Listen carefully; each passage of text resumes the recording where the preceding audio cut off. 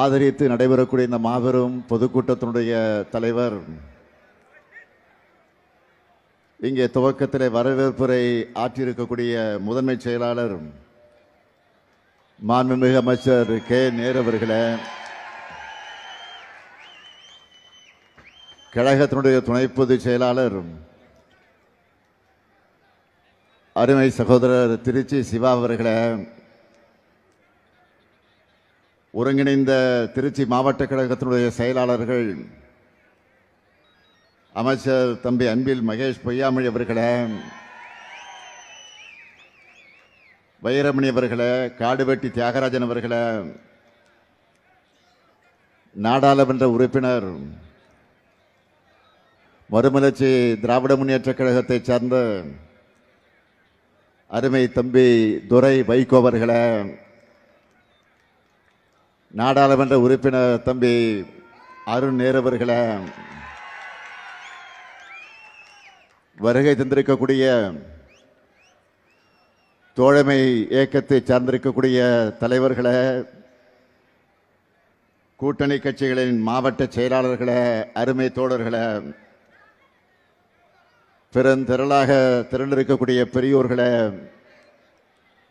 அருமை தாய்மார்களே, வணக்கத்திற்குரிய வாக்காளர் பெருமக்களே, என் உயிரோடு கலந்திருக்கக்கூடிய தலைவர் கலைஞர் அவர்களின் உயிரினும் உயிரான அன்பு உடன்பிறப்புகளே, உங்கள் அனைவருக்கும் என்னுடைய அன்பான வணக்கம். நேற்று மாலை திருவாரூர்ல பரப்புரையை தொடங்கினேன். இன்று தீரர்கள் கோட்டமாம் திருச்சிக்கு வந்திருக்கிறேன். 3 வாரத்திற்கு முன்னாடி தான் இதே திருச்சியில மாபெரும் மாநில மாநாட்டுக்காக வந்தேன். இப்ப மீண்டும் நம்முடைய வெற்றி வேட்பாளர்களுக்கு வாக்கு சேகரிக்க வந்திருக்கிறேன். மீண்டும் மீண்டும் நான் திருச்சிக்கு வர்ற மாதிரி திராவிட மாடல் ஆட்சியும் மீண்டும் மீண்டும் வரணும். அதுக்கு நீங்க தயாரா? தயாரா? சத்தம் கேட்கல. நன்றி. கடந்த 2021ஆம் ஆண்டு சட்டமன்ற தேர்தலில் திருச்சி மாவட்டத்தில் இருக்கக்கூடிய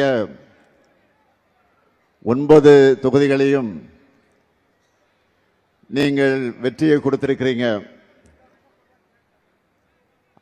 நீங்கள் தந்த அந்த வெற்றியால் 2 சிறப்பான அமைச்சர்களை தமிழ்நாட்டிற்கு நீங்கள் தந்திருக்கீங்க. இந்த முறையும் திருச்சியில முழு வெற்றி, 100% வெற்றி தருவீங்களா? இன்னும் சத்தமா சொல்லுங்க. மகிழ்ச்சி. நன்றி. திருச்சி மேற்கு சட்டமன்ற தொகுதியினுடைய நமது வெல்லும் வேட்பாளர், திருச்சியின் தீரர்,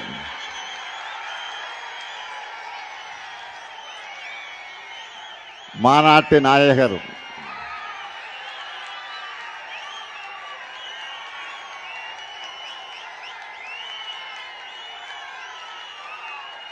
மாநாட்டு நாயகர், கழகத்தின் முதன்மை செயலாளர், என்னுடைய ஆறுயிர் சகோதரர் கே நேரு அவர்களுக்கு உதயசூரியன் சின்னத்தில் நீங்கள்லாம் பொன்னான வாக்குகளை வழங்கிட வேண்டும். அடுத்து திருவெரும்பூர் சட்டமன்ற தொகுதியினுடைய நமது வெல்லும் வேட்பாளர் அருமை தம்பி அன்பில் மகேஷ் பொய்யாமொழி, என்னுடைய ஆறுயிர் நண்பன் அன்பில் பொய்யாமொழி அவருடைய அருமை மகன். எப்பவும் சிரிச்ச முகத்தோட குழந்தைகள் முதல் பெரியவர்கள் வர அனைவரையும் கவரக்கூடிய தம்பி அன்பில் மகேஷ் பொய்யாமொழி அவர்களுக்கு திருவெரும்பூர் மக்கள் உதயசூரியன் சின்னத்தில் உங்களுடைய பொன்னான வாக்குகள் அளித்து அவரை வெற்றி பெற வைக்கணும். அடுத்து திருச்சி கிழக்கு சட்டமன்ற தொகுதியினுடைய நமது வெல்லும் வேட்பாளர் சகோதரர் இனிகோ இருதராஜ் அவர்கள் சிறுபான்மை மக்களுக்காக என்கிட்ட எப்பவும் பேசி எதையும் சாதிக்கக்கூடிய ஆற்றலை படைத்தவர். தொகுதி மக்களோட ஏற்கனவே 2 கலந்தவர். நல்ல வெயிட்டான வேட்பாளர் சகோதரர் இனிகோ இருதராஜ் அவர்களுக்கு உதயசூரியன் சின்னத்தில் வாக்களித்து திருச்சி கிழக்கு மக்கள் அந்த வெற்றியை தேடித்தர வேண்டும் என்று நான் கேட்டுக்கொள்கிறேன். அடுத்து லால்குடி சட்டமன்ற தொகுதிக்கு நமது வெல்லும் வேட்பாளர் பாரிவள்ளல் அவர்கள் அவருடைய பெயருக்கு ஏற்றவாறு மக்களுக்கு நிச்சயம் தொண்டாற்றக்கூடியவர். கழகத்திற்காக உழைத்த தந்தை தங்கவேல் அவர்களுடைய வழியிலே வந்திருக்கக்கூடிய தம்பி பாரிவள்ளலுக்கு லால்குடி மக்கள் உதயசூரியன் சின்னத்தில் ஆதரவு தந்து வெற்றியை தேடி தந்திட வேண்டும். அடுத்து மண்ணச்சநல்லூர் சட்டமன்ற தொகுதியினுடைய நமது வெல்லும் வேட்பாளர் கதிரவனுக்கு நீங்கள் ஆதரவு தந்திட வேண்டும். தொகுதி மக்களுக்காக கடந்த 5 ஆண்டுகளாக எண்ணற்ற திட்டங்களும் உதவிகளையும் செய்தவர். அப்படிப்பட்ட தம்பி கதிரவனுக்கு உதயசூரியன் சின்னத்தில் உங்களுடைய பொன்னான வாக்குகளை நீங்கள் அளிக்கணும். அடுத்து திருவரங்கம் சட்டமன்ற தொகுதியில் நமது வெல்லும் வேட்பாளர் எஸ் துரைராஜ் அவர்கள் இவர் தொகுதிக்குட்பட்டிருக்கக்கூடிய அந்தநல்லூர் ஒன்றியத்தினுடைய பெருந்தலைவராக 2 முறை சிறப்பாக பணியாற்றி இருக்கிறார். இப்போ திருவரங்கம் தொகுதியில் போட்டியிடக்கூடிய அவருக்கு நீங்கள் எல்லாம் உதயசூரியன் சின்னத்தில் அந்த தொகுதி மக்கள் உங்களுடைய பொன்னான வாக்குகளை வழங்கிட வேண்டும். அடுத்து மணப்பாறை சட்டமன்ற தொகுதி, அங்கு நமது வெல்லும் வேட்பாளர் மனிதநேய மக்கள் கட்சியை சார்ந்த சகோதரர் அப்துல் சமத் அவர்கள் கூட்டணி கட்சியை சார்ந்திருந்தாலும் நமது உதயசூரியன் சின்னத்தில் அவர் போட்டியிடுகிறார்.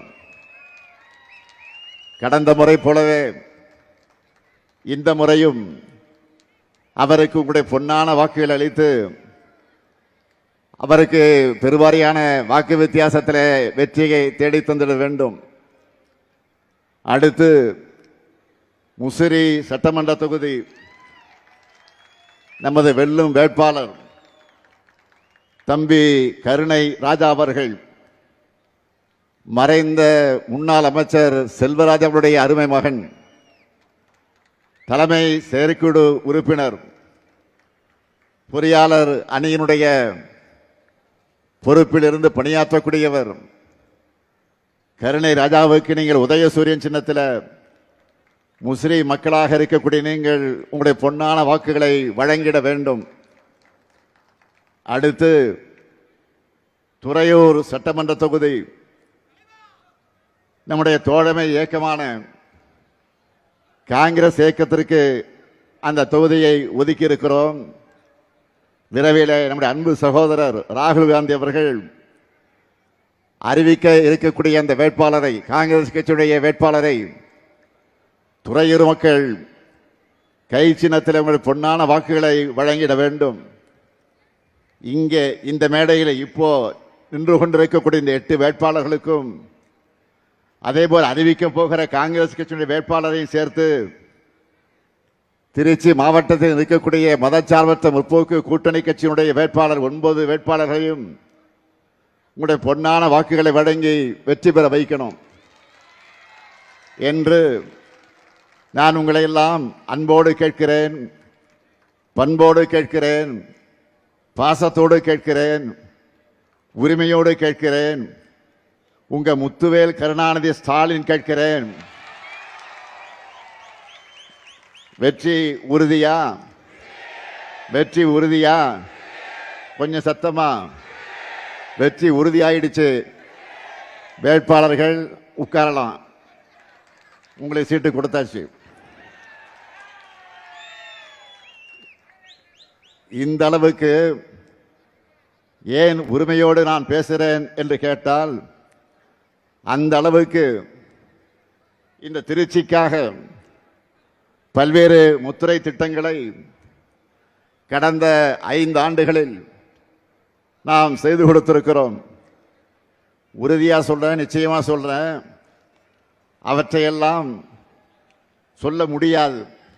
காரணம் நேரமில்லை. வெயிலில், கொடுமையான வெயிலில் நீங்கள் இங்கே காத்து கொண்டிருக்கிறீர்கள்.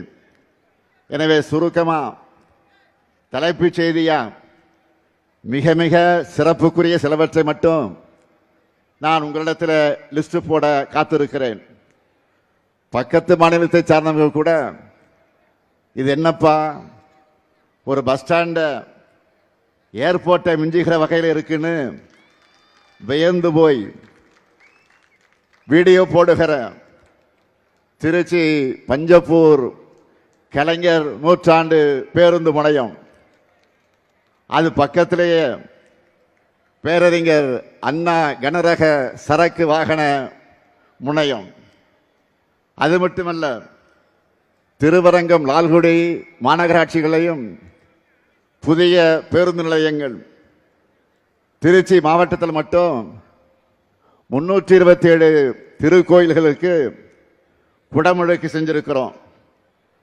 பள்ளி கல்வித்துறையை இன்றைக்கு கட்டி காத்து கொண்டிருக்கக்கூடிய அப்படிப்பட்ட அமைச்சரை தந்த உங்க மாவட்டத்தில் 2 மாதிரி பள்ளிகளை கட்டி இருக்கிறோம். உங்க மாவட்டத்துக்கு மட்டுமே நம்முடைய நேரு அவர்கள் 9 கூட்டு குடிநீர் திட்டங்களையும் 18 மறுசீரமைப்பு குடிநீர் திட்டங்களையும் செஞ்சு கொடுத்திருக்கிறார். திருவரம்பூர் சட்டமன்ற தொகுதி சூரியூர்ல மினி ஸ்டேடியம் மற்றும் ஜல்லிக்கட்டு மைதானம், துறையூர்ல புதிய அரசு கலை மற்றும் அறிவியல் கல்லூரி, சமயபுரத்தில் 10 ஆண்டுகளுக்கு பிறகு தங்கத்தேர் உலா, மணப்பாறையில் சிப்காட் தொழிற்பூங்கா. இது மட்டுமல்ல, கூடிய விரைவில் நம்முடைய திராவிட மாடல் 2.0 ஆட்சியில் அதனுடைய தொடக்கத்தில் திறந்து வைக்க போகக்கூடிய பெரிய திட்டங்கள் என்னன்னு இப்போ சொல்றேன். டிவிஎஸ் டோல்கேட் பகுதியில் பெருந்தலைவர் காமராஜர் பேரில் அமைய இருக்கக்கூடிய பிரம்மாண்டமான நூலகம், பஞ்சப்பூர்ல டைடல் பூங்கா, சூரியூர்ல மிகப்பெரிய ஒலிம்பிக் அகாடமி ஆகியவற்றை விரைவில் நாம் உங்களுடைய அன்போடு ஆதரவோடு வெற்றி பெற்று ஆட்சிக்கு வந்ததற்கு பிறகு விரைவில் அதை திறந்து வைக்க இருக்கிறோம். நான் சொல்லியிருக்கக்கூடிய அனைத்தும் மகா திட்டங்கள். திருச்சியினாலே அது பிரம்மாண்டம் தான். அதனால தான் உங்க மாவட்டத்தில் இருக்கக்கூடிய எல்லா தொகுதி மக்களுக்காகவும் இப்படி பிரம்மாண்டமான திட்டப்பணிகளை நாம செஞ்சு கொடுத்திருக்கிறோம். இவை தவிர இன்னும் ஆயிரக்கணக்கான திட்டப்பணிகளை தொகுதி வாரியாக செஞ்சு கொடுத்திருக்கிறோம். தலைநகர் சென்னைக்கு சவால் விடுகிற வகையில் திருச்சி இன்றைக்கு தரம் உயர்ந்து வந்து கொண்டிருக்கிறது. இதை என்னால் நெஞ்சு நிமித்தி சொல்ல முடியும். மொத்தமாக டோட்டல் போட்டா நான் பெருமையோடு சொல்லுகிறேன், கடந்த 5 வருஷத்தில் இந்த திருச்சிக்காக 26,066 கோடி ரூபாய் மதிப்பீட்டில் மக்கள் நல திட்டங்கள் செயல்படுத்தப்பட்டிருக்கு. அதனால தான் உங்களிடத்தில் நான் உரிமையோடு உங்ககிட்ட வாக்கு கேட்க வந்திருக்கிறேன். 2021ஆம் ஆண்டு எங்க மேல நீங்கள்லாம் நம்பிக்கை வச்சு எங்களை ஆதரித்து பொறுப்புல உட்கார வச்சீங்க. உங்களுடைய நம்பிக்கையை நான் இன்றைக்கு காப்பாற்றி இருக்கிறேன். கொடுத்த வாக்குறுதிகளை நாங்கள் இன்றைக்கு நிறைவேற்றி காட்டியிருக்கிறோம். கொடுக்காத பல வாக்குறுதிகளையும் செயல்படுத்திக்கிட்டு இருக்கிறோம். திராவிட மாடல் அமைச்சதும் அது அமைந்ததும் மகளிருக்கு கட்டணமில்லா விடியல் பயண வசதி செஞ்சு தருவோம்னு சொன்னேன். முதலமைச்சரான முதல் நாள பதவியேற்றுக்கொண்டு கோட்டைக்கு சென்று முதல் கையெழுத்து போட்டேன். மகளிர் எல்லாரும் இன்றைக்கு டவுன் பஸ்ஸில் கட்டணம் இல்லாமல் பயணிக்கிறாங்களா இல்லையா? சொல்லுங்க, பயணிக்கிறாங்களா இல்லையா? மகளிருக்கு மாதந்தோறும் உரிமை தொகையா 1000 ரூபாய் வழங்குவோம்னு சொன்னோம். 1,31,00,000 மகளிருக்கு மாதந்தோறும் உரிமை தொகை வழங்குகிறோம். உண்டா இல்லையா? இப்போ நம்மை பார்த்துத்தான் மற்ற மாநிலங்களும் கொடுக்க தொடங்கி இருக்கிறாங்க. காலை உணவு திட்டம் வாக்குறுதியில சொல்லாத திட்டம்.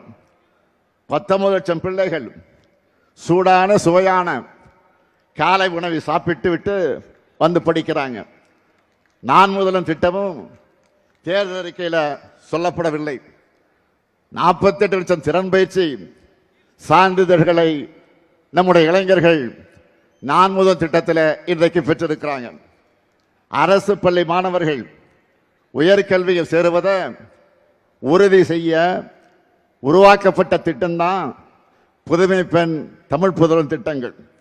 9 லட்சம் மாணவ மாணவிகளுக்கு மாதம் 1000 ரூபாய் வழங்கப்படுகிறது.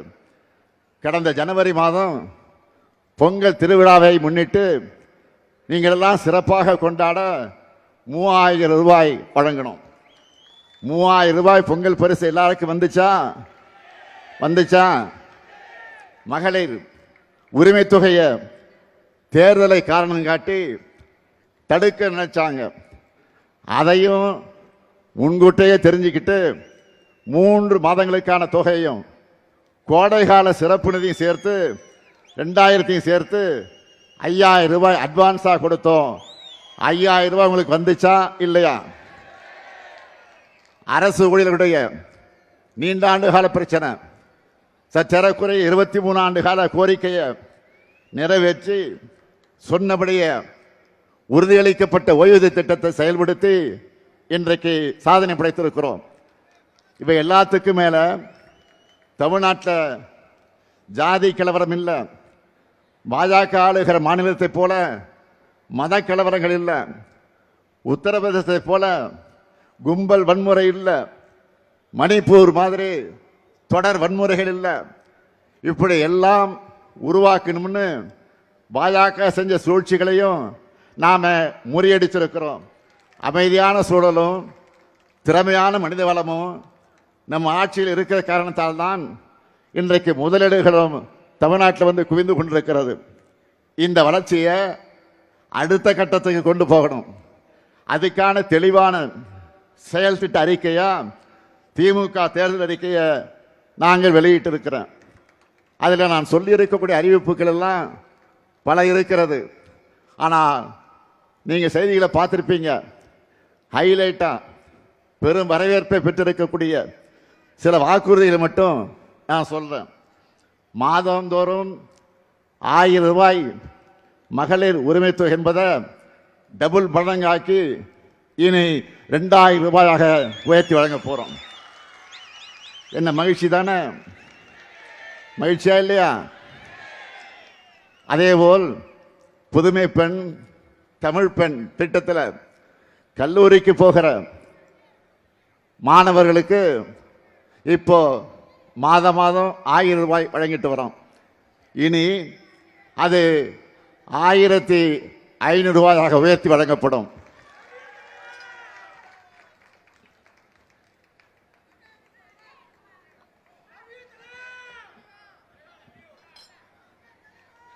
அதேபோல் காலை உணவு திட்டத்தை 8ஆம் வகுப்பு வரை விரிவுபடுத்த நாம் அறிவித்திருக்கிறோம். மேலும் 15 லட்சம் மாணவர்கள் அதனால் பயன்பெற போறாங்க. இன்னும் அதிகமான தாய்மார்கள் காலையில் சீக்கிரம் எழுந்து சமையல் செய்கிற சுமை குறைய போகுது. அதேபோல் இல்லத்தரசிகளுக்கு மகிழ்ச்சி தரக்கூடிய இன்னொரு சூப்பர் டூப்பர் வாக்குறுதியும் கொடுத்திருக்கிறோம்.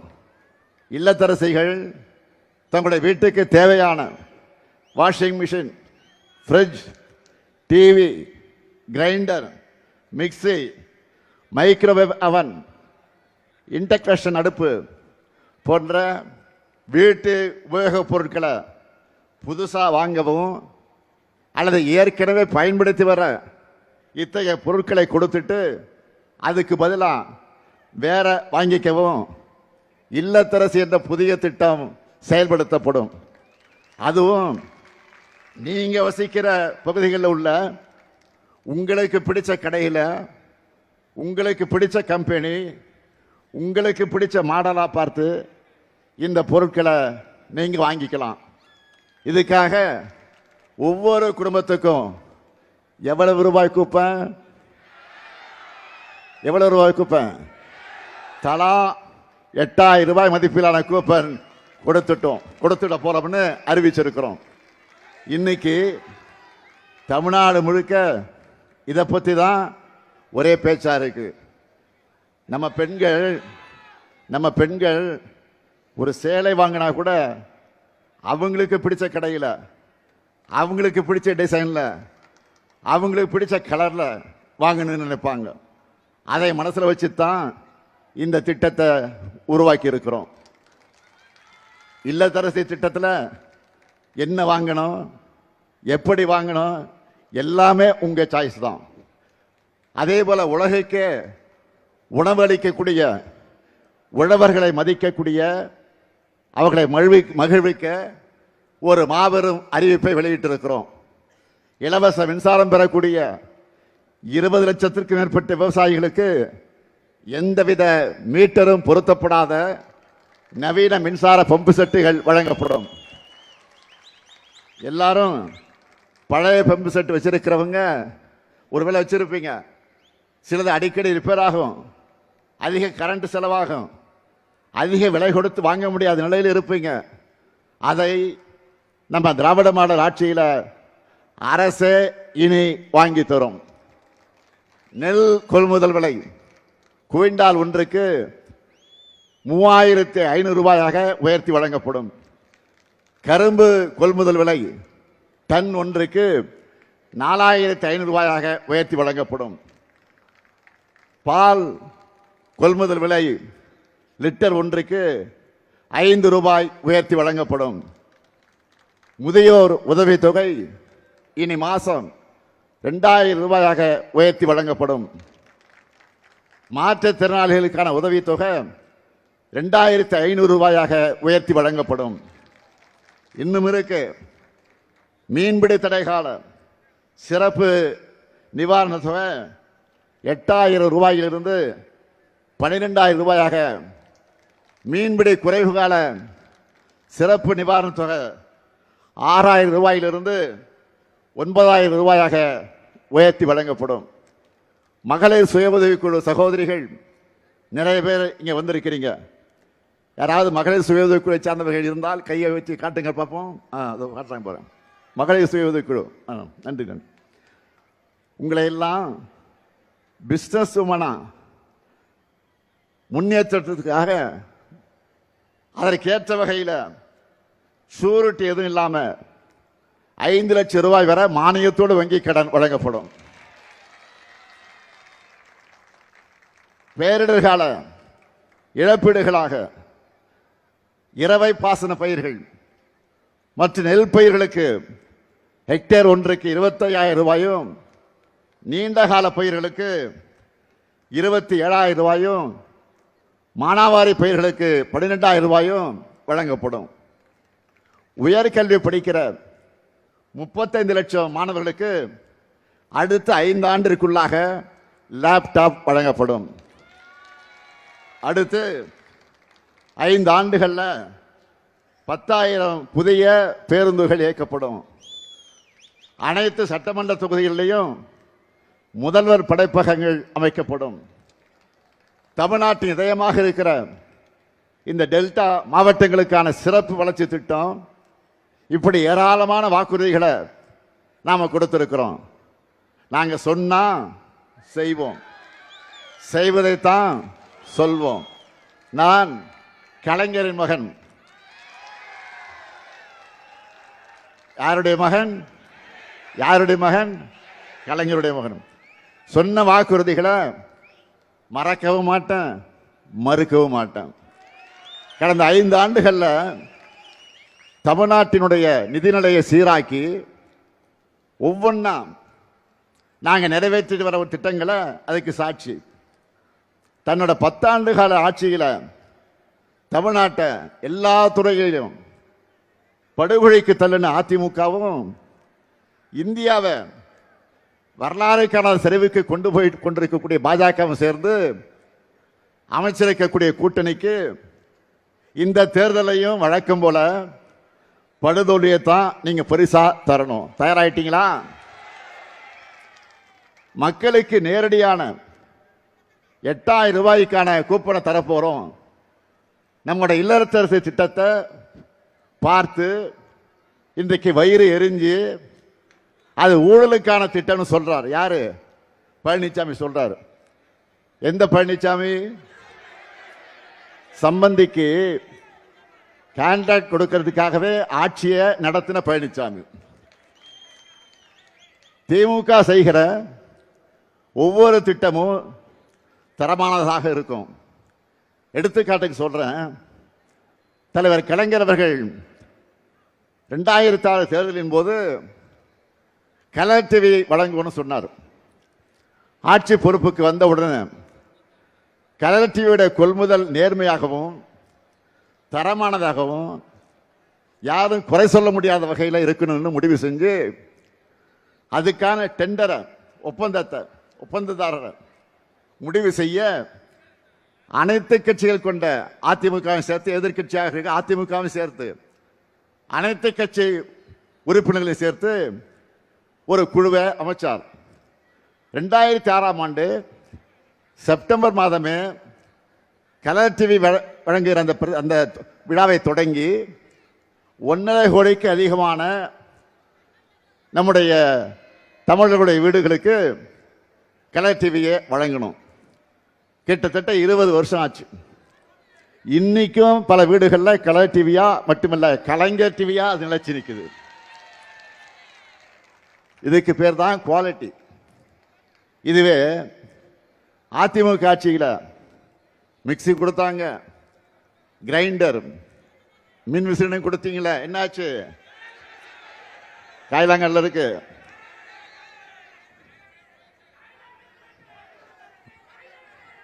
இந்த லட்சணத்தில் வாய் இருக்குன்னு என்ன வேணாலும் பேசலாம் பேசிட்டு இருக்கிறார் நம்முடைய பழனிசாமி அவர்கள். ஏற்கனவே 2021 தேர்தலில் மகளிர் உரிமை தொகையா நாங்கள் 1000 ரூபாய் வழங்குவோம்னு சொன்ன உடனே அவசரமா அவ வீட்டில் இருக்க ஜெராக்ஸ் மிஷினை ஆன் பண்ணிட்டு 1500 ரூபாய் தருவோன்னு அறிக்கை வெளியிட்டார். பழனிசாமி வாய்ச்சி பாடலும் அவருடைய அலங்கோல ஆட்சி நிர்வாகத்தோட ஊழல் அந்த பவுசும் தெரிஞ்சு மக்களான நீங்க அவரை புறக்கணிச்சிங்க. இப்போ மக்களுக்கு நல்லது நடக்கக்கூடாதுன்னு வயிற்றெரிச்சல்ல தன்னை போலவே பிறரையும் நினைச்சு ஊழல் நடக்கும்னு பேசிட்டு இருக்கிறார். அண்மையில் மதுரையில் ஒரு சம்பவம் நடந்துச்சு. இவங்க ஆட்சிக்கு வந்தா என்ன நடக்கும் என்பதற்கு ட்ரெயிலர் தான் அது. மதுரையில் நடைபெற்ற கூட்டத்தினுடைய நுழைவு வாயில் தந்தை பெரியார் படத்தை வைக்கக்கூடாதுன்னு பாஜக சொன்னதும் சுயமரியாதை இல்லாம அதை எடுக்க துணிந்தவர் தான் பழனிசாமி. மதுரை பாஜக ஆதரவு கூட்டத்தில் தந்தை பெரியாரையும் அண்ணாவையும் கொச்சைப்படுத்துகிற மாதிரி காணொலி காட்சிகள் எல்லாம் வெளியிட்டாங்க. அதிமுகவை சேர்ந்த முன்னாள் அமைச்சர்கள் 3 பேர் கொஞ்சம் கூட சொரணை இல்லாம அதை பார்த்துக்கிட்டு இருந்தாங்க. நான் கேட்கிறேன், மக்கள் தலைவர் எம்ஜிஆர் இருந்தாலும் விட்டு இருப்பாரா? அல்லது அம்மையார் ஜெயலலிதா அவர்கள் இருந்தாலே விட்டு இருப்பாரா? வேற எங்க அண்ணாவை இப்படி அசிங்கப்படுத்தினா பார்த்துட்டு சும்மா இருந்திருப்பாங்களா?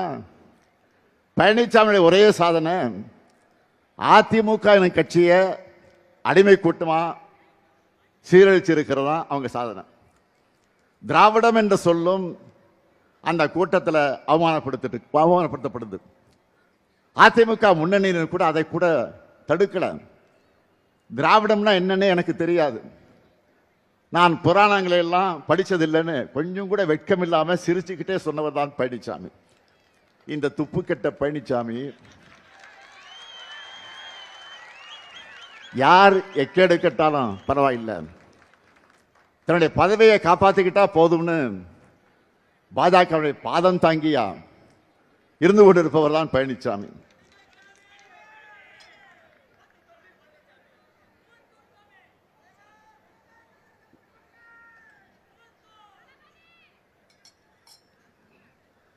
சிறுபான்மை சமூகத்துக்கும் இலங்கை தமிழருக்கும் துரோகம் இழைக்கக்கூடிய வகையில் குடியுரிமை திருத்த சட்டத்தை மாநிலங்களவையில் ஆதரித்து அதை நிறைவேற துணை போன கட்சி தான் அதிமுக.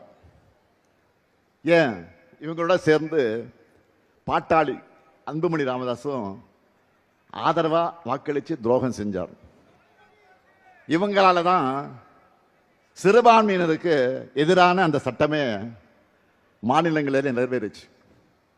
அதை தொடர்ந்து நடந்திருக்கக்கூடிய போராட்டங்கள்ல ஆயிரக்கணக்கான மக்கள் மேல தாக்குதல் எல்லாம் நடத்தப்பட்டுச்சு. சுமார் 70 பேர் கொல்லப்பட்டாங்க. இவங்களோட இரத்தக்கரை இன்றைக்கு அதிமுக கையில் தான் இருக்கு. இவ்வளவுக்கும் பிறகு பழனிசாமி என்ன பேசினார்? குடியுரிமை சட்டத்தால யாருக்கும் எந்த பாதிப்பும் கிடையாது, எந்த முஸ்லீம் பாதிக்கப்பட்டாலும் காட்டுங்க என்று சொன்னவர் தான் பழனிசாமி. ஆனால் சிறுபான்மையின் வாக்குகள் வேணும்னு 2024 தேர்தலில் தனியா நின்று நாடகம் ஆடினப்போ சிஏ சட்டத்தை கண்டிக்கிறதா பல்டி அடிச்சார் பழனிசாமி. பாஜக மக்களுடைய பிரிவினையை ஏற்படுத்துறாங்க, சிஏ சட்டம் ஒரு வரலாற்று பிழைன்னு பிளேட்டை அப்படியே திருப்பி போட்டார் பழனிசாமி. நான் இப்போ கேட்கிறேன், மாண்புமிகு எதிர்கட்சி தலைவர் பழனிசாமி அவர்களை, நீங்க இப்ப அந்த சட்டத்தை ஆதரிக்கிறீங்களா எதிர்க்கிறீங்களா?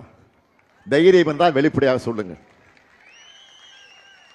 பழனிசாமி துரோக பட்டியல் இத்தோடு நிக்கல. 3 வேளாண் சட்டங்களை பாஜக கொண்டு வந்தப்போ கண்ணை மூடிக்கிட்டு அதையும் ஆதரிச்சார் இந்த பழனிசாமி. 3 வேளாண் சட்டங்களுக்கு எதிராக போராடின 8 மாநில விவசாயிகளை புரோக்கர்னு வசைபாடி கொச்சைப்படுத்தினார். இப்படி பாஜகவோட கூட்டணி சேர்ந்து முழுசா சந்திரமுகியாவே மாறி இருக்கிறார் பழனிசாமி. அதாவது முழு சங்கியாகவே மாறிவிட்டார். ஊர் ஊரா போய் அதிமுக கூட்டணியில எந்த பிரச்சனையும் இல்லைன்னு பழனிசாமி சொல்லிக்கிட்டு இருக்கிறார். பிரச்சனை இல்லைன்னா எதுக்காக அத்தனை தடவை டெல்லிக்கு போனீங்க? டெல்லிக்கு போய் அமித்ஷாவினுடைய அப்பாயின்மெண்ட்டுக்காக பல மணி நேரம் ஏன் காத்து கிடந்தீங்க? அது வேற வேற கார்ல மாறி மாறி போய் முகத்தை எல்லாம் மூடிக்கிட்டு ஏன் வெளியில வந்தார்? சார் நான் கேட்கிறேன், கூட்டணிக்கு தலைமை அதிமுக தான் சொல்றாங்க. ஆனா எல்லா கட்சிகளும் பாஜக கிட்ட போய் ஏன் பேச்சுவார்த்தை நடத்தினாங்க? இது எப்படி தெரியுமா இருக்கு? மாப்பிள்ளை அவர்தான். ஆனால் அவர் போட்டிருக்க சட்டை என்னோடதுன்னு நம்ம சூப்பர் ஸ்டார் நடிச்ச படையப்பா படத்தில் வர்ற காமெடி மாதிரி இருக்கு. நான் தெரியாம தான் கேட்கிறேன், கூட்டணிக்கு அதிமுக தான் தலைமைன்னா அதில் இருக்கக்கூடிய சிறிய கட்சிகள் எல்லாம் ஏன் அதிமுக சின்னத்தில் போட்டியிடாம பாஜக சின்னத்தில் போட்டியிடுறாங்க? பழனிசாமியை முதலமைச்சர் ஆக்குவோன்னு பிரதமர் மோடி அவர்கள் இதுவரை சொல்லி இருக்கிறாரா? அதிமுக என்ற பெயரை கூட அவர் சொன்ன மாதிரி எனக்கு தெரியல. என்டிஏ சர்க்கார் தான் திரும்ப திரும்ப சொல்றாரு. ஆனா நாம Tamil Nadu versus NDA, Tamil Nadu versus டெல்லின்னு சொன்னா மட்டும் இது என்ன டெல்லி தேர்தலா? ஏன் அப்படி சொல்றீங்கன்னு பெரிய அறிவு கொழுந்து மாதிரி கேட்கிறார் பழனிசாமி. தன் மீதான ஊழல் புகார்கள், உறவினர் வீடுகள் நடந்த ரெய்டுகள் இருந்து தப்பிக்க மொத்த கட்சியும் பாஜக கிட்ட பழனிசாமி அடகு வச்சிட்டார். மக்கள் வாக்களிக்காமலேயே எம்எல்ஏக்களை ஏலத்தில் எடுத்து ஒரு முறை முதலமைச்சர் ஆகிட்டார். எப்படி? மக்கள் வாக்களிக்காமலேயே எம்எல்ஏக்களை ஏலத்துக்கு எடுத்து ஒரு முறை முதலமைச்சர் ஆகிட்டார். கூவத்தூர் வரலாம் உங்களுக்கு தெரியும். திரும்பவும் இவர்கிட்ட ஆட்சி போனா ஒட்டுமொத்த தமிழ்நாட்டையும் டெல்லி கிட்ட அடகு வச்சிருவார். அடகு என்ன மொத்தமாக வித்துடுவார். இவருடைய ஓனரான பாஜகவின் ஒரே நோக்கம் தமிழ்நாட்டின் வளர்ச்சியை தடுக்கிறது தான். நேராக வந்தால் தமிழ்நாட்டு மக்கள் நோட்டாவுக்கு கீழே அனுப்பிச்சிடுவாங்க. அதனால தான் கொத்தடிமை கூட்டமாக இருக்கக்கூடிய அதிமுகவை முகமடி போட்டுக்கிட்டு வந்திருக்கிறாங்க. கடந்த 11 ஆண்டு காலத்தில் பாஜக தமிழ்நாட்டுக்கு எதையும் செய்யலை. நம்ம மக்களோட எந்த கோரிக்கையும் நிறைவேற்றலை. 12 ஆண்டுகளாக ஆட்சி செய்கிறாங்க. ஆனால் தமிழ்நாட்டுக்கு இதுவரை சிறப்பு திட்டம் கூட கிடையாது. அறிவிச்ச மதுரை எய்ம்ஸ் மருத்துவமனையை இப்போ என்ன நிலை இருக்குன்னு தெரியும் உங்களுக்கு. அதுவும் கட்டி முடிக்கப்படலை.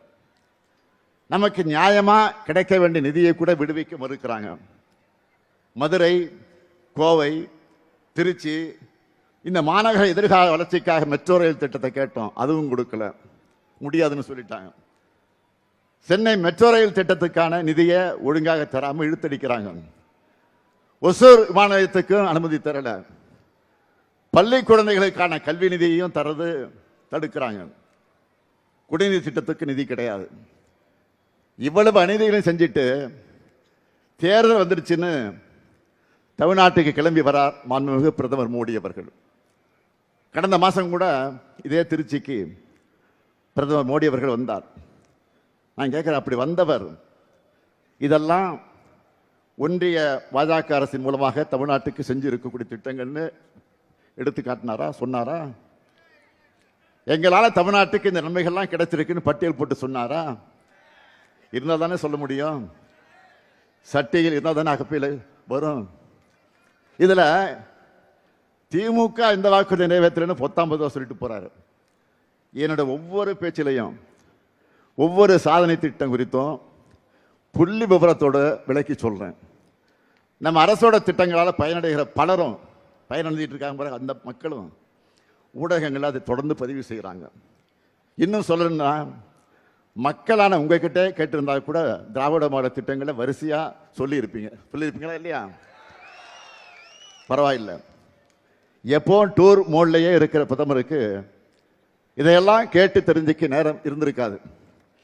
அப்படி இல்லைன்னா தமிழ்நாட்டை புரிஞ்சுக்கணும் என்ற எண்ணம் இருந்திருக்காது. அவர்கிட்ட நான் கேட்கறதெல்லாம், மாண்புமிகு பாரத பிரதமர் மோடி அவர்களே, தமிழ்நாட்டுக்கு வாங்க, ஒரு வார காலம் இங்கே தங்கி இருந்து எங்க தமிழ்நாடு எப்படி தலை நிமிர்ந்து சிறந்த தமிழ்நாடா இருக்குன்னு தெரிஞ்சுக்குங்க. இந்தியாவிலேயே அதிக அளவு பெண்கள் வேலைக்கு போற மாநிலம் நம்முடைய தமிழ்நாடு தான். பாஜக ஆளுகிற மாநிலங்கள்ல நடக்கிற மாதிரி அட்டுழியங்கள் இங்கே கிடையாது. பெண்களை பாதுகாப்பாக வாழ வைப்போம்னு பிரதமர் சொல்ல வேண்டியது தமிழ்நாட்டில் இல்லை, பாஜக ஆளுகிற மாநிலங்களை போய் தான் இதையெல்லாம் பேசணும்.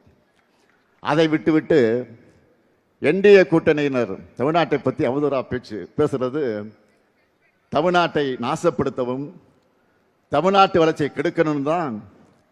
தமிழ்நாட்டின் முன்னேற்றம் வளர்ச்சியும் தொடரணும்னா 7வது முறையும் நம்முடைய திராவிட முன்னேற்ற கழக ஆட்சி அமையணும். திராவிட மாடல் தொடரணும்.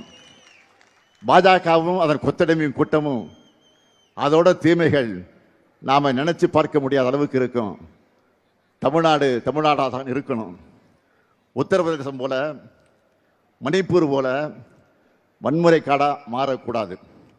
இவங்க வந்தா தமிழ்நாட்டோட பெயரை தட்சிண பிரதேசம் கூட மாற்றவும் தயங்க மாட்டாங்க. இதை தடுக்கணும்னா ஒட்டுமொத்த தமிழ்நாடும் பாஜக அதிமுக கூட்டணிக்கு எதிராக ஓரணியில் இணையணும். நம்முடைய எதிரிகளையும் பாஜகவுடைய உதிரிகளையும் வீழ்த்தணும். நல்லா புரிஞ்சுக்கோங்க, நாம் போராடுறது திராவிட முன்னேற்ற கழகத்துடைய வெற்றிக்காக மட்டுமல்ல, நம்முடைய மதச்சார்பற்ற முற்போக்கு கூட்டணியுடைய வெற்றிக்காக மட்டுமல்ல, தமிழ்நாட்டினுடைய வெற்றிக்காக. பாஜகவோட டப்பா இன்ஜின் முன்னாடி நம்ம திராவிட மாடலின் சூப்பர் ஃபாஸ்ட் இன்ஜின் ஒருபோதும் தலைகுனியாது. நம்ம ஸ்பீடு என்னன்னு காட்டிடலாமா? வெல்ல போகுது தமிழ்நாடு அணியா டெல்லி அணியா? ஒரு கை பார்த்துடலாமா? நடக்க இருக்கக்கூடிய இந்த ஜனநாயக போர்ல அரசியல் வெறுப்புகளெல்லாம் அப்பாற்பட்டு நம்ம தாய் தமிழ்நாட்டை காக்க எல்லோரும் திமுக தலைமையிலான மதச்சார்பற்ற முற்போக்கு கூட்டணி ஆதரிக்கணும். கலைஞரின் மகனா உங்ககிட்ட கேட்கிறேன், திராவிட முன்னேற்ற கழக கூட்டணிக்கு உங்க பொன்னான வாக்குகளை தாருங்கள். இது என்னுடைய கோரிக்கை மட்டுமல்ல, தமிழ்நாட்டு நலனில் அக்கறை கொண்ட ஒவ்வொருடைய கடமை. அதை உணர்ந்து திருச்சி மேற்கு சட்டமன்ற தொகுதியில் நம்மை வெல்லும் வேட்பாளர் திருச்சியின் தீரர் கே நேரு அவர்களுக்கு உதயசூரியன் சின்னத்தை வாக்களியுங்கள். திருச்சி கிழக்கு சட்டமன்ற தொகுதியில் வெல்லும் வேட்பாளர் இனிகோ இருதராய் அவர்களுக்கு உதயசூரியன் சின்னத்தை வாக்களியுங்கள். திருவெரும்பூர் சட்டமன்ற தொகுதியில் நமது வெல்லும் வேட்பாளர் அன்பில் மகேஷ் பொய்யாமி அவர்களுக்கு வாக்களியுங்கள். அதேபோல் லால்குடி சட்டமன்ற தொகுதியில் நமது வெல்லும் வேட்பாளர் பாரிவள்ளலுக்கு உதயசூரியன் சின்னத்தில் நீங்கள் எல்லாம் வாக்களிக்கணும். மண்ணச்சநல்லூர் சட்டமன்ற தொகுதியில் நமது வெல்லும் வேட்பாளர் கதிரவனுக்கு உதயசூரியன் சின்னத்தில் வாக்களிக்கணும். திருவரங்கம் சட்டமன்ற தொகுதியினுடைய நமது வெல்லும் வேட்பாளர் துரராஜ் அவர்களுக்கு உதயசூரியன் சின்னத்தில் வாக்களிக்கணும். மணப்பாறை சட்டமன்ற தொகுதியில் நமது வெல்லும் வேட்பாளர் மக்கள் கட்சி மனிதநேய மக்கள் கட்சியை சார்ந்த சகோதரர் அப்துல் சமத் அவர்களுக்கு உதயசூரியன் சின்னத்தில் வாக்களிக்கணும். முசிறி சட்டமன்ற தொகுதியில் நமது வெல்லும் வேட்பாளர் கருணை ராஜாவுக்கு உதயசூரியன் சின்னத்தில் வாக்களிக்கணும். துறையூர் சட்டமன்ற தொகுதியில் நமது வெல்லும் வேட்பாளர் காங்கிரஸ் கட்சியை சார்ந்த நம்முடைய ராகுல் காந்தி அறிவிக்கிற வேட்பாளருக்கு கை சின்னத்தில் மிகப்பெரிய வெற்றியை தேடித்தரணும்னு கேட்டு உங்கள் பொன்னான வாக்குகளை உதயசூரியனுக்கு வழங்குங்கள் என்று கேட்டு விடைபெறுகிறேன். நன்றி, வணக்கம்.